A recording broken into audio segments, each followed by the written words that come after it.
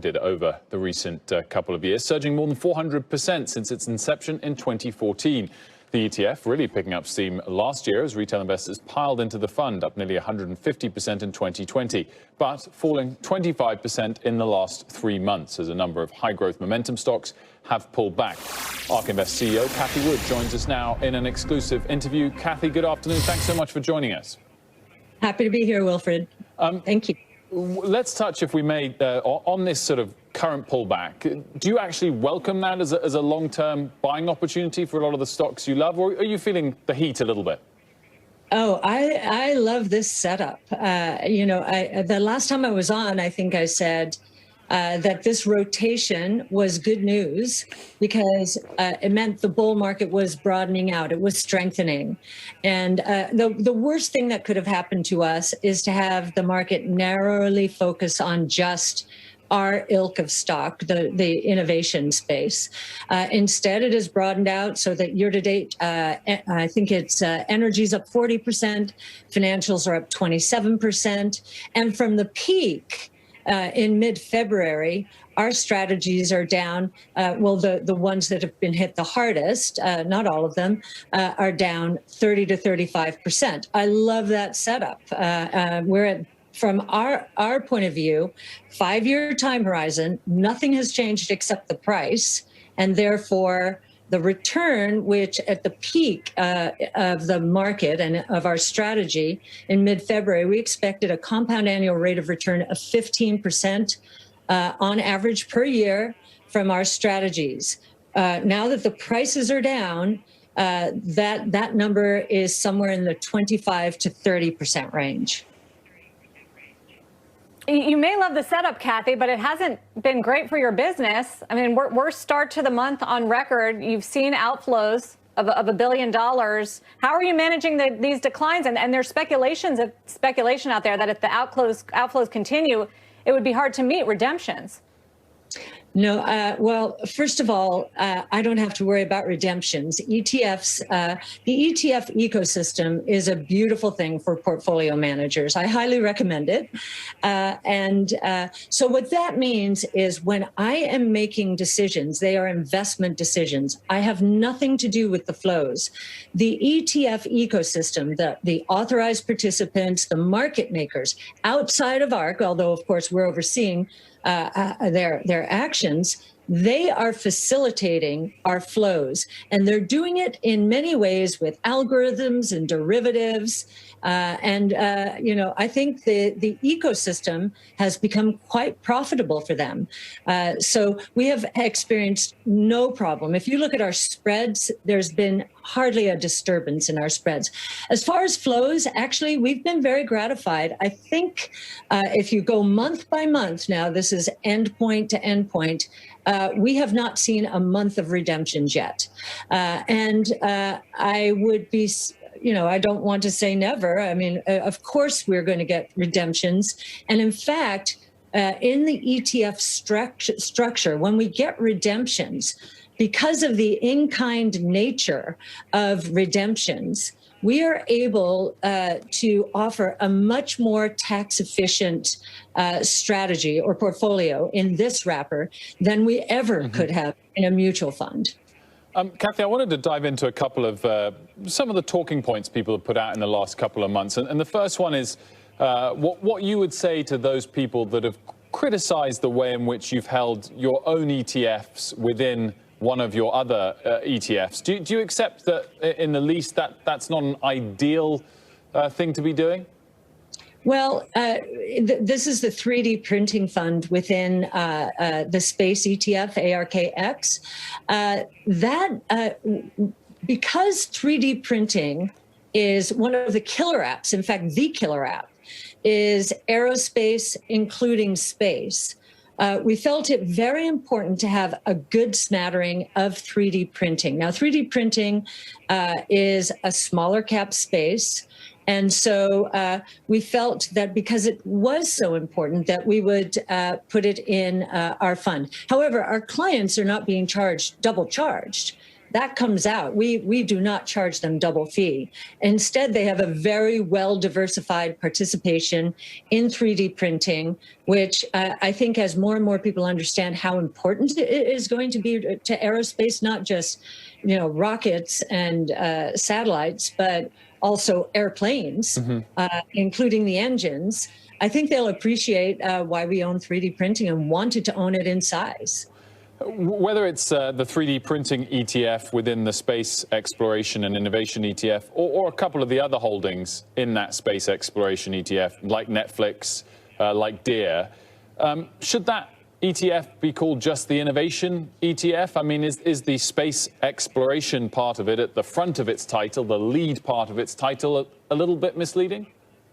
No, not at all. In fact, what we believe, and comparing and contrasting to the other offerings out there, which have satellite radio, satellite TV, the old world, we believe the next frontier here, where there are real money-making opportunities, is not space tourism. It's going to be a very small market in the short term.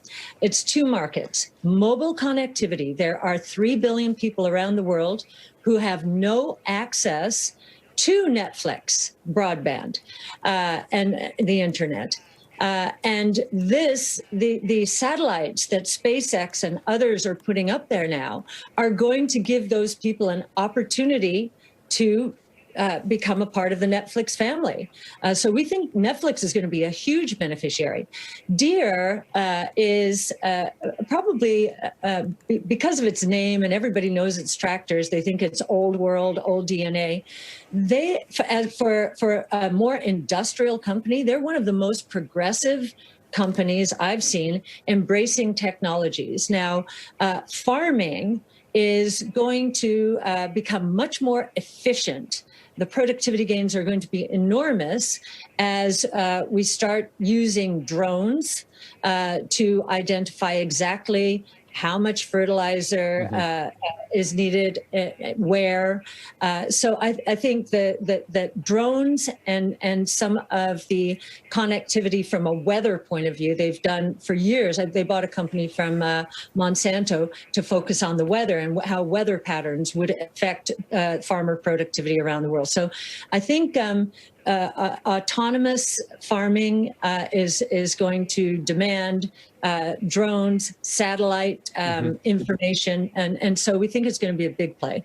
I guess the other factor I'd just throw in as well, that you remove limits on investing more than 30% of assets in a single firm and more than 20% of a single firm's shares, as well as some of those other factors that we mentioned. And I guess just bring it all together, the broad question I had is whether, because of your fantastic inflows, it's a great problem to have, whether you grew a bit too fast for your investment universe, for your ilk of stock, as I think you said earlier in the interview, and whether at any point over that period, the last 6 months or so, you did pause and consider thinking, maybe we should stop allowing more inflows and close the ETFs, close the funds, rather than launching more ETFs, raising limits, buying your own ETFs within your own ETFs, and whether that was a question you at least asked yourselves over this massive inflows.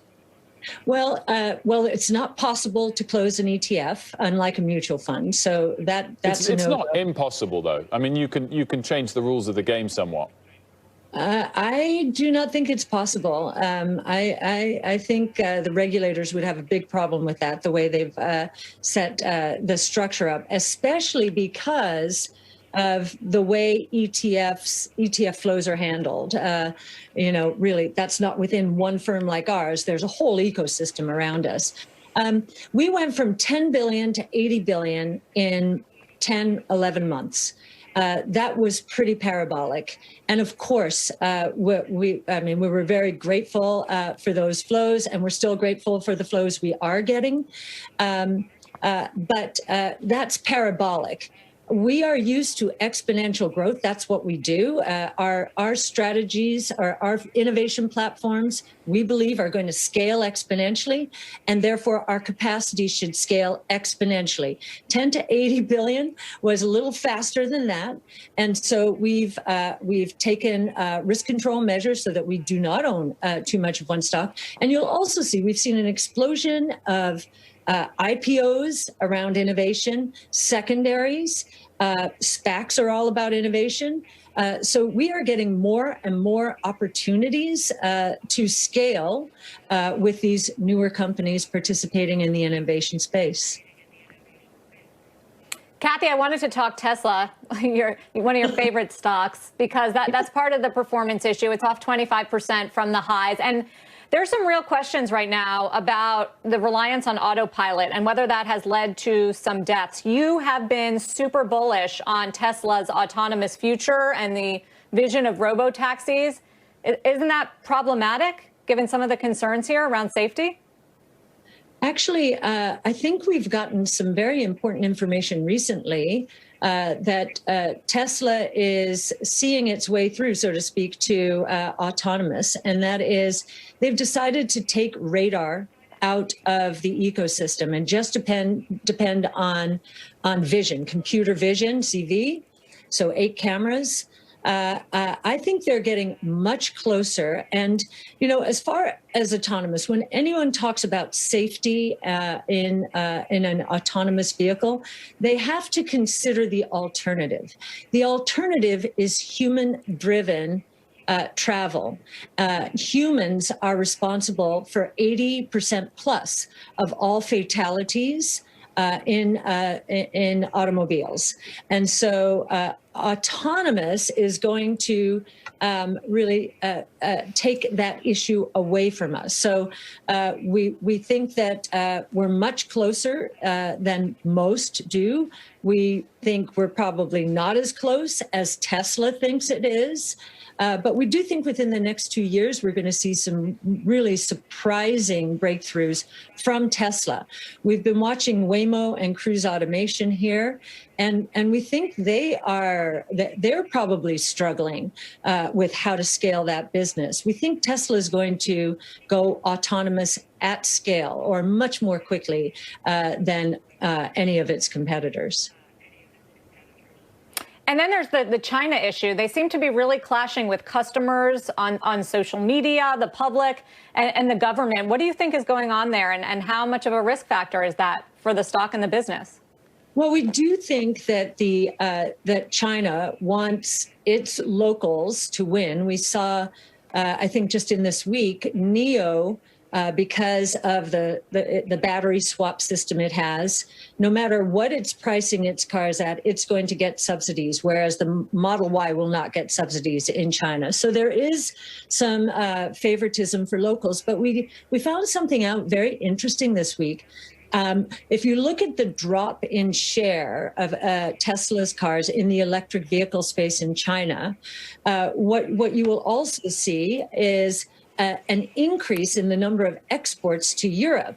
And in talking to the company, we found it curious. And it seems that the quality of cars being built in China, in that super modern factory, the quality is much higher than those being built in Fremont. And we know that the European customer used to beautiful German cars is very particular about quality and design. And we think Texas will be a step up as well. So Fremont's just a very old plant. So it was very interesting to learn that. And so I think that Tesla will manage the issue you've identified and that many are discussing by exporting to the rest of the world. And I think China's going to like that. China has not been a big exporter of autos to the developed world. This will be a feather in their cap.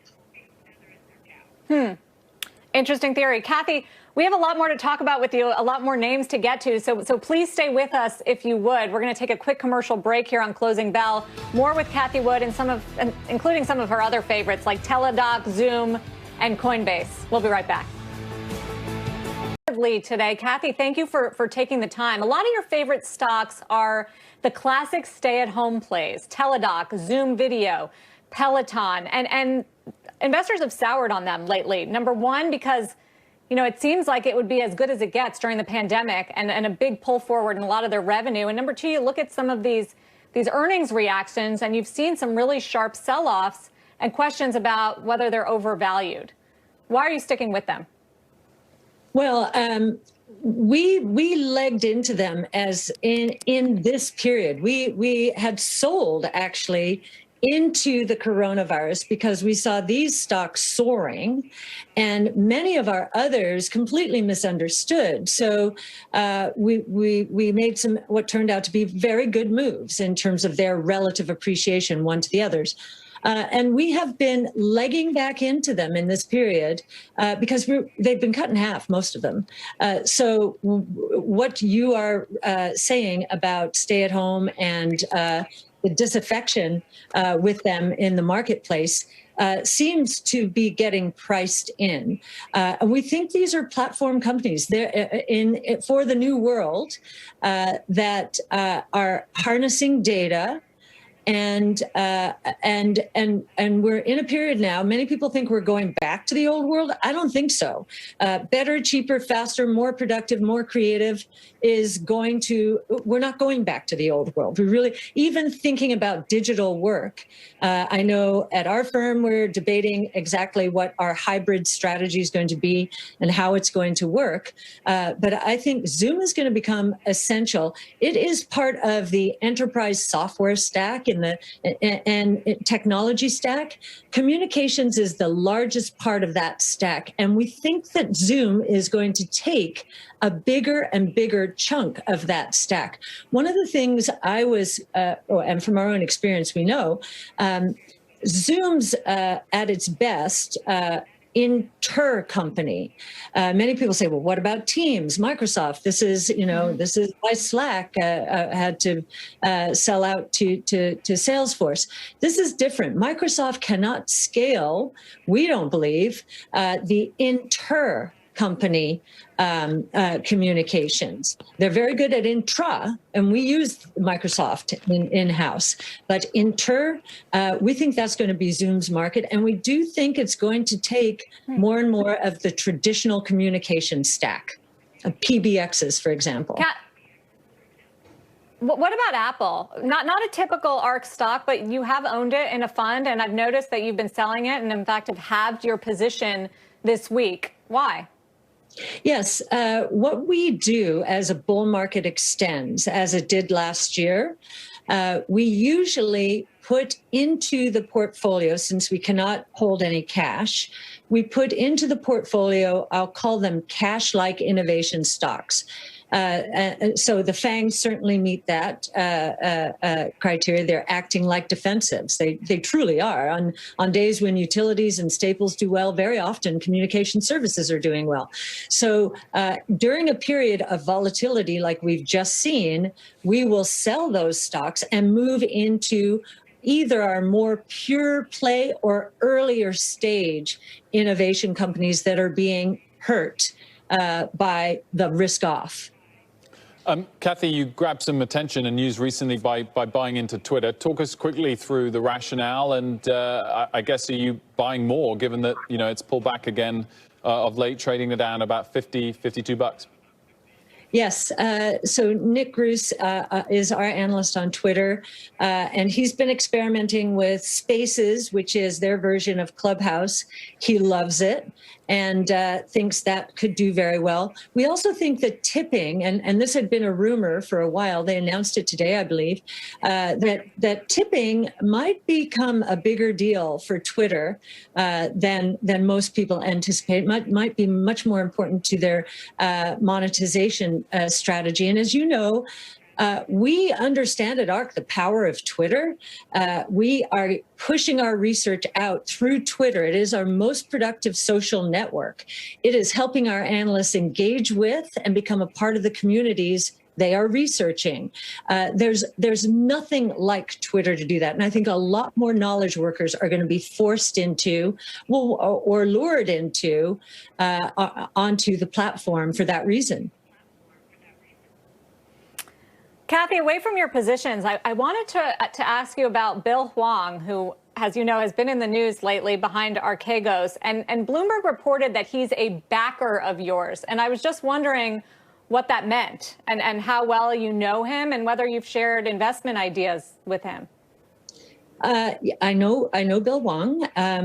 I met him actually through a church.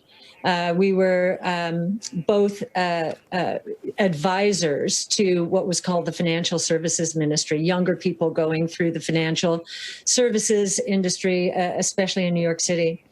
So that was in 2013. And on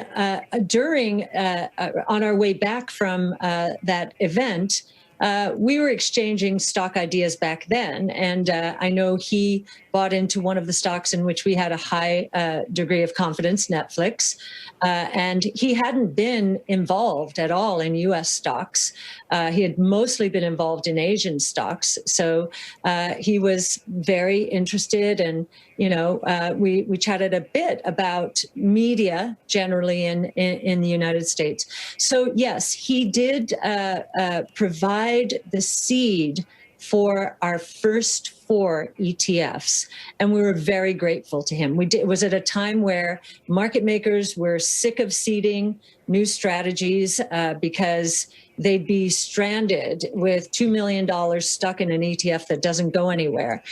So we needed to go out and find that seed. And Bill, hearing what I was saying about the company that I was going to start, and I did share that with everyone at that retreat, was very intrigued, and very intrigued with the stocks we were interested in. He was just beginning to learn about them. I have not spoken to him. I sent him a note after I heard about the unfortunate events that we've all witnessed, and I'm wishing him well. But he was there for us in the early days, and we're very grateful to him. Do you know if he still had any capital in any of your ETFs in recent months? Obviously, there'll be a lot of banks chasing any remnants of capital that's left. Yeah, to be honest, I have no idea. As you know, with ETFs, we don't know who our shareholders are. The idea at the time was to seed. I've never asked him if he kept the money in. If he wanted to volunteer, he might have, but no, we've never had that conversation. Well, Cathie, thank you so much for this extended conversation. As always, it's a pleasure to catch up. Cathie Wood, thank you for joining us. Thank you, Cathie. Bye-bye. Just under 5 minutes, sorry.